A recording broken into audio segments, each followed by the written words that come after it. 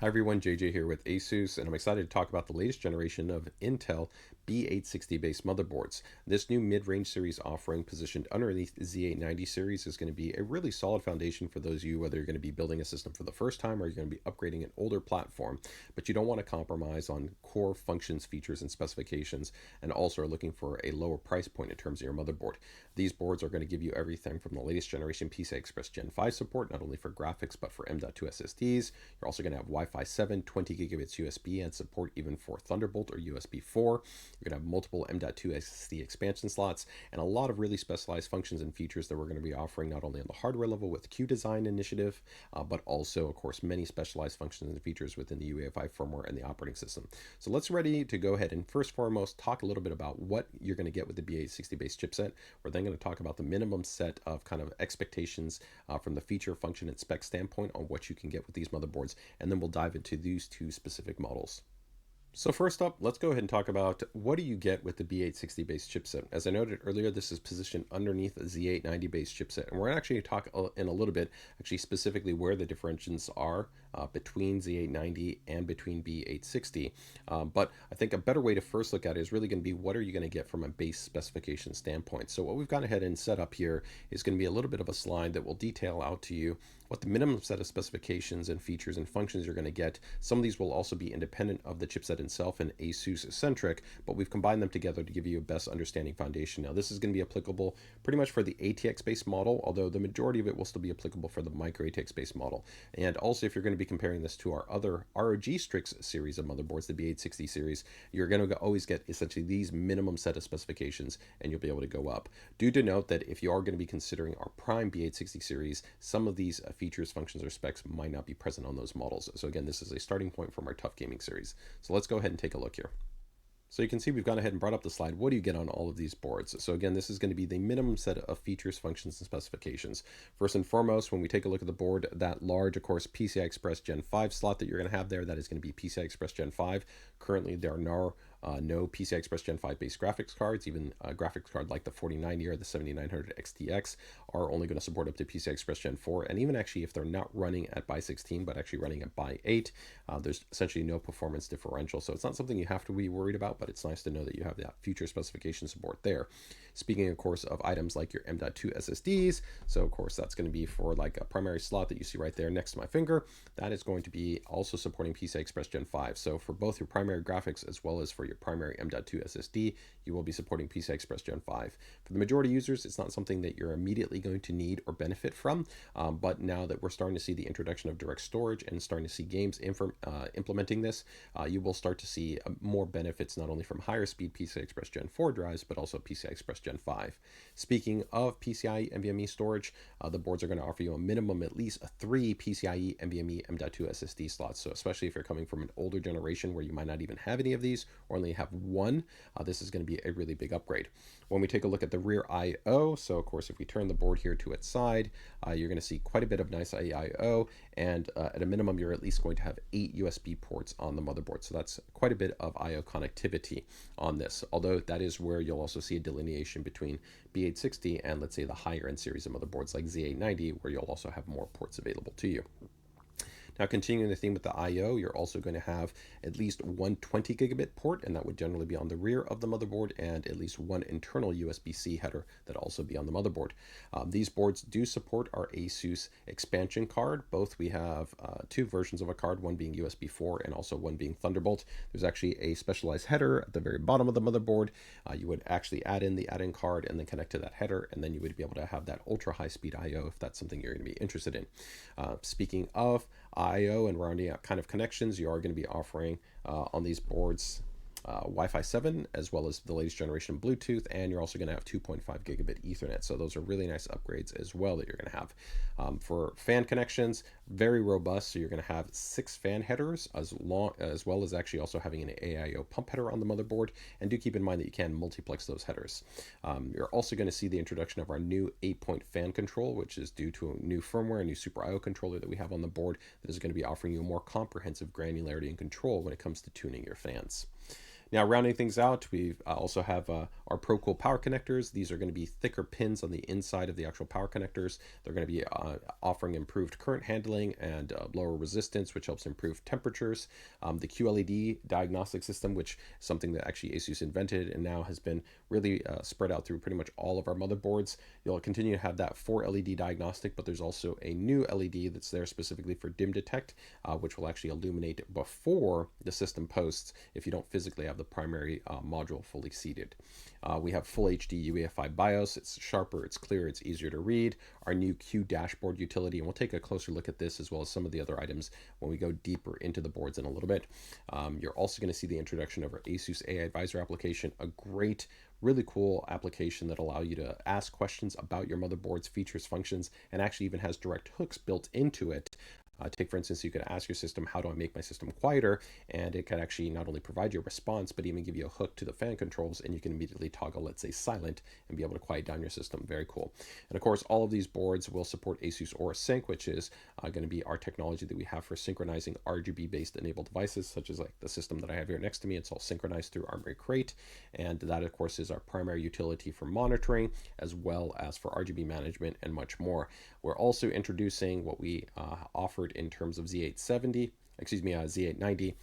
when it comes to an integrated lightweight web-based utility for actually drivers and applications, which is going to be Driver Hub. It's very small. It's about like less than 4 megabytes. You will install it on your system. It will automatically install your LAN driver, and then it will connect you to the web to be able to easily download all your corresponding drivers for your motherboard, as well as all your corresponding applications. And it also has actually updates and notification systems built into it as well. So it's pretty cool. So from there, let's go ahead and now take a closer look at actually these boards. But before we get into that, let's quickly last touch on where the differences are going to be between B860 and Z890. So before we take a closer look at the motherboards, I quickly just want to touch on what are going to be some of the key differences you might see between essentially a Z890 based motherboard or a B860 based motherboard. For the most part, most of the core things are going to be very similar. Like we talked already a lot about I/O, specification support, of course, the socket. These motherboards are all exclusively using DDR5, so that is important to note. This is only a DDR5 based platform, and the CPU support is the same, although B series does not support CPU based overclocking. So that's going to be number one. That's going to be the biggest difference. You can actually run a K series CPU in this part, so you could take, for instance, install a 285K, but you won't actually be able to overclock the CPU. Now, these platforms will support actually overclocking for the DRAM, so you can run XMP based memory kits, so such as you want to be able to run a 6000, 6400, 7000 MT or greater memory kit. You can run that on these motherboards, so you do have overclocking for the DRAM. There's also going to be a difference in terms of the total number of lanes that are provided actually by the chipset. This generally comes into affecting certain things like I/O and certain number of slots that you're going to see on motherboards, as well as the total number of kind of supplemental controllers. This is the reason why on Z890 you'll see motherboards that are offering even 4, even 5 PCIe, NVMe, M.2 SSD slots, and actually even more rear I/O because there's essentially more PCI Express lanes that are available. But for the majority users, this shouldn't really be a limiting factor, but do note that that's a difference, 14 compared to 24 lanes. The uplink also from the chipset to the CPU has been reduced from 8 down to 4. Again, for the majority users, this shouldn't really be a key differential that you're going to see in real world usage. The primary PCI Express graphics slot that you actually have on the motherboard, so that large slot right here, that slot right there, that is where you install your graphics card. Now, for the majority users, this is not going to be something that you'd have to be mindful of, but on our higher end Z890 series, we do have some boards that actually have dual PCI Express by 16 slots that actually can support by 8 operation. That can be useful in maybe specialized scenarios where you might run 2 GPUs, or maybe you want to run a high speed add-in card for a certain purpose. Under these board configurations, you can't actually split that slot out. There's no lane splitting that's provided from that. Whereas, let's say on Z890 boards, you'll see select models that actually have the ability to take that slot and be able to drop it down or split it out essentially to another slot. In addition to that, when we talk about the PCIe lanes that are provided from the CPU, so from the CPU, that what was recently introduced in the prior generation, right, was going to be support, of course, for PCI Express Gen 5 based connections, and that's pretty cool in terms of offering the fastest speeds. Now you had Gen 5 and you had Gen 4, so that's right now what's possible on Z890 is you can actually have a Gen 4 and Gen 5 that are linked directly from the CPU. But for B860, you only have actually direct linking for the Gen 5. Now that can work at Gen 4 speeds, but you can't actually run simultaneously both of them. So that means that if you then run your secondary or your tertiary M.2 SSDs, those are going to be linked to the chipset, not going to be linked to the CPU. Continuing on with kind of CPU linkage, and then also with M.2 SSDs, you can't do PCIe NVMe M.2 SSD RAID configurations. You can do this through software, but at least kind of doing it through the kind of supported firmware environment through Intel's RAID feature set. That is not going to be supported on B860. Again, for the majority users, it's not something you need to be worried about. And lastly, there is overall a reduction in terms of the total number of certain ports that are available. So in that respect, you'll generally see less high-speed based ports that are going to be on B860 as compared to Z890. All right, with that out of the way, let's go ahead and now take a closer look at our two motherboards. We're going to first start up with the ATX-based motherboard. So this is going to be the ATX TUF Gaming B860 Plus Wi-Fi. Again, a great option for those of you who can be looking at a solid foundation, either for building or for upgrading, and want, again, a solid set of features, functions, and specifications. So let's go ahead and throw this under our secondary camera and take a closer look at this board. Okay, so here we've got our TUF Gaming B860 Plus Wi-Fi based motherboard. We're going to go ahead and take a closer look at it. So right here at the top, you can see the large VRM assembly. This, of course, is going to be powered by a 12 plus 1 plus 2 plus 1 base power delivery design, 80 amp power stages, mil grade rated capacitors on here. Very solid, very performant, very efficient, very reliable. You're not going to have any concerns regardless of which class CPU that you run in this motherboard. Although, again, keep in mind that the B860 series chipset doesn't support CPU-centric overclocking, but if you do want to run a Core Series Ultra 9 processor in there, there's not going to be any concerns in that respect. Very large and dense VRM heatsink assembly. The actual heatsink assembly, this here is all aluminum and extends not only from making contact with the power stages and the inductors, but actually goes all the way to the edge right here to the integrated I/O shield. If I actually go ahead and take the board here and angle it, let's see if here we can get a little bit of a close-up shot. We'll see right here the actual extent of this VRM heatsink. So you can actually see how dense and how large this extended heatsink is. So it's right there and then extends all the way over and comes directly over to the edge. You can also see some additional finning right here. There's a lot of actual surface area overall in regards to this VRM heatsink assembly. So again, you don't have to feel any concerns when it comes to the overall thermal effectiveness of the actual VRM heatsink design. When we go over to the power delivery, we have dual 8-pin power connectors. These also feature the ProCool power design, so these are going to be thicker pins so that you can, of course, have very good power delivery that's going to be supported, of course, to the VRM and helping to support the CPU. You got two CPU power connectors right here. So these are going to be your fan headers, excuse me. One's going to be CPU OPT, and then the other one's going to be your primary. So that's going to be good for like a 240 millimeter AIO or a tower-based heatsink. You can multiplex these out if you want to be able to support something like 3 fans from one single header. You then have an AIO pump header. This configuration will work really well for something like our Prime LC240 or TUF Gaming LC240 based coolers. From there, directly below that, you're going to have 2 ARGB headers. These can be multiplex, so you can actually run more than one ARGB device from these headers. You can actually run generally anywhere from between about 3 to even 5 ARGB devices per each one of these headers. You've got the 24-pin motherboard power connector. Directly below that, you're going to have your USB-C internal header. And then you've got your legacy USB 3 that's going to be right there. Now, as we go ahead and move things down a little bit more, you're going to actually see right on the inside of this socket, we're going to have another chassis fan header right there. And then here we have our primary PCIe NVMe M.2 SSD slot. Now, I do want to go ahead and quickly show you the Q-latch design. This is something, of course, ASUS has already now had for a number of years on our motherboards, and we innovated within the industry. But all 3 of the PCIe NVMe slots on this motherboard are going to actually support this Q-latch design. So let's go ahead and take a closer look at it.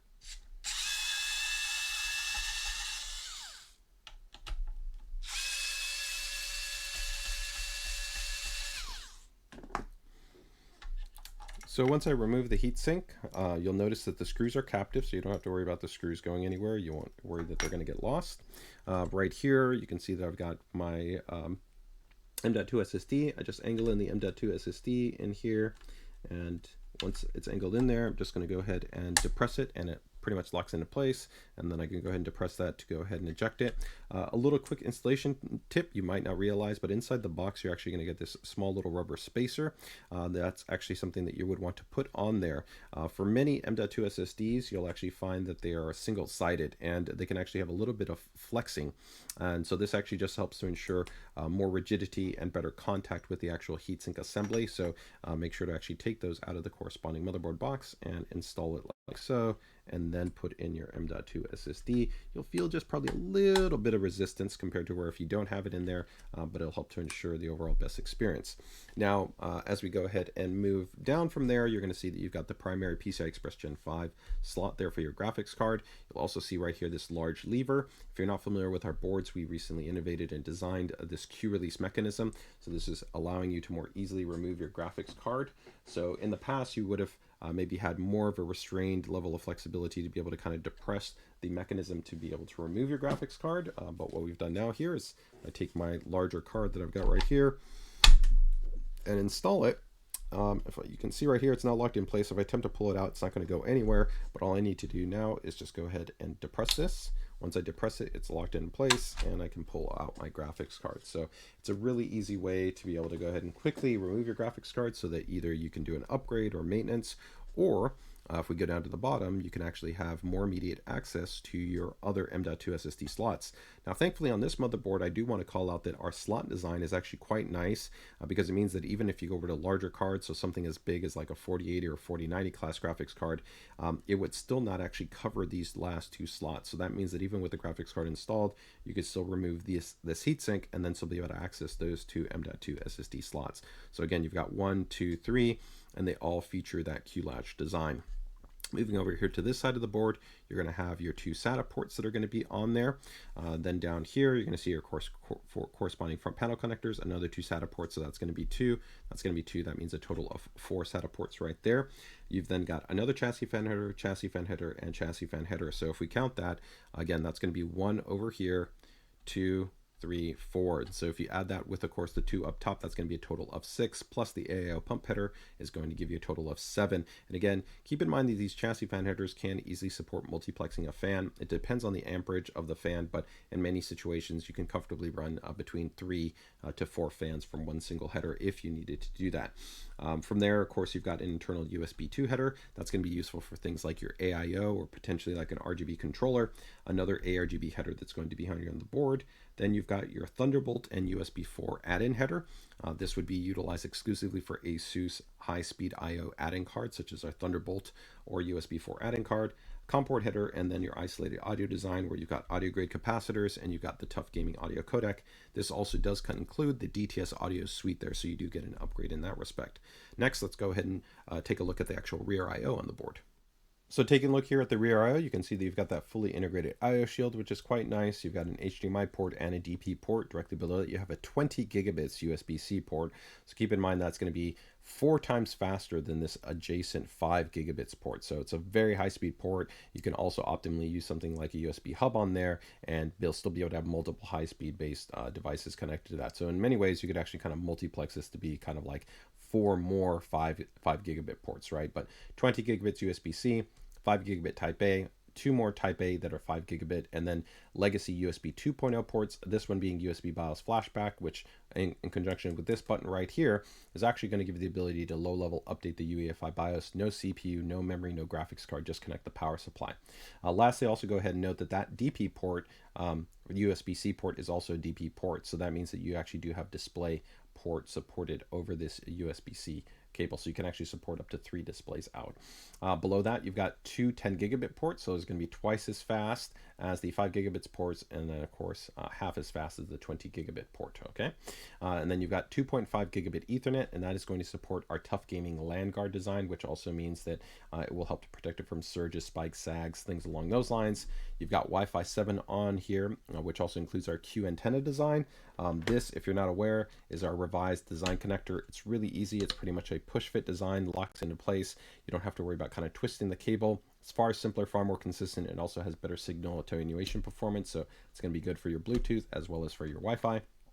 Then you have an optical output and your multi-channel line level audio out. So overall, a quite solid I/O that you're going to have on this board. Now that we've gone ahead and taken a closer look at the ATX-based board, let's go ahead and take a closer look at the micro ATX board.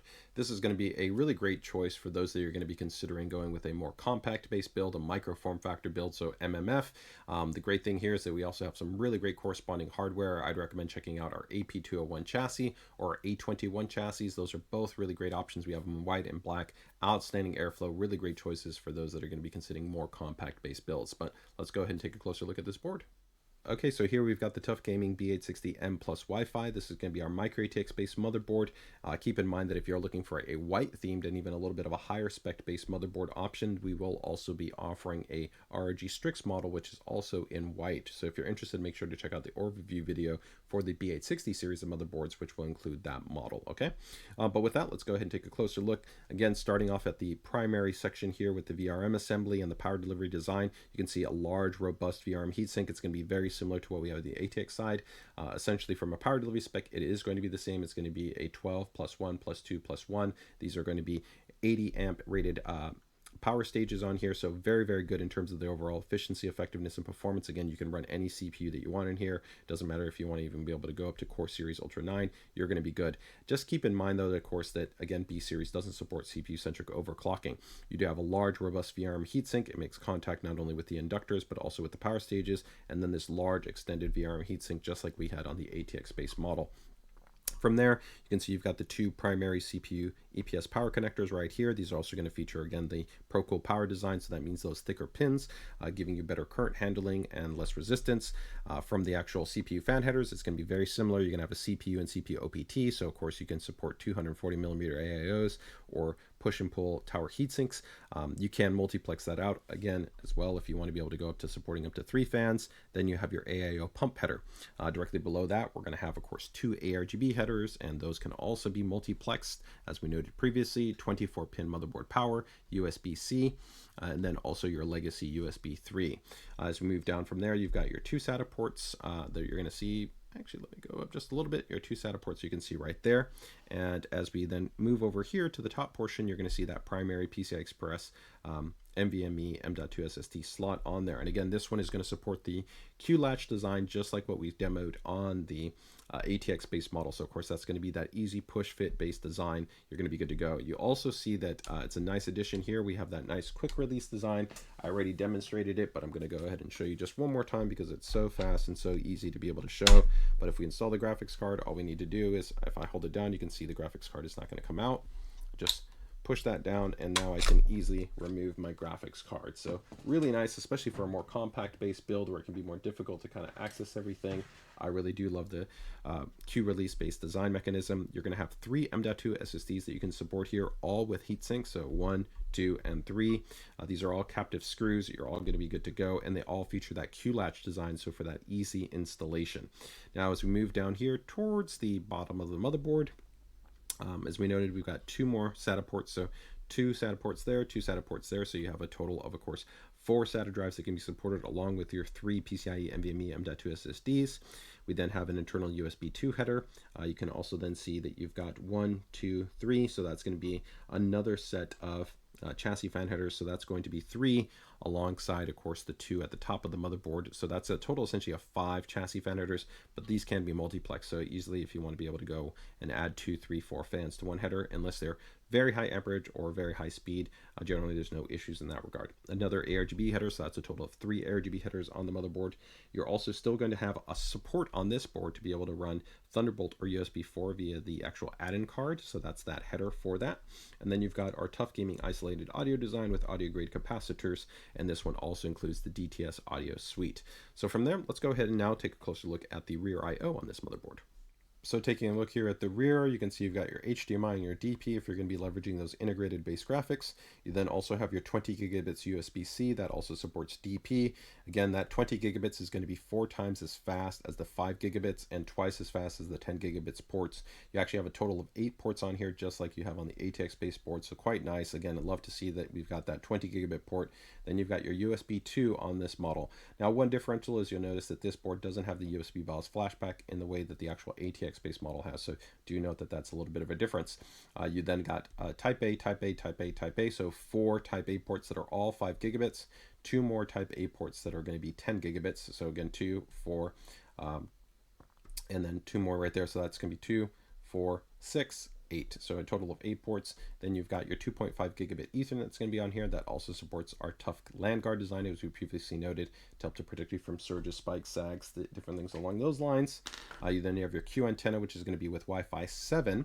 In terms of specification support, along with Bluetooth 5.4, and of course you've got that really nice push fit based design for the Q antenna. Really easy to be able to connect. You don't have to worry about twisting or not necessarily making sure that it's fully seated, and you get even superior signal attenuation performance.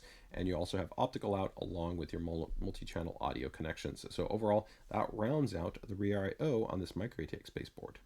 So now that we've wrapped up the physical overview of the motherboards, I do want to go ahead and talk a little bit about some of the cool features that you might find within the UEFI BIOS if you decide to dive into there and leverage them. So before I do note that, I did also want to clarify, because I don't believe I touched on it within the actual generalized overview when we took a closer look at the boards, that those front internal USB-C headers, those are actually going to be 10 gigabit headers. So this actually USB header right there is actually 10 gigabits.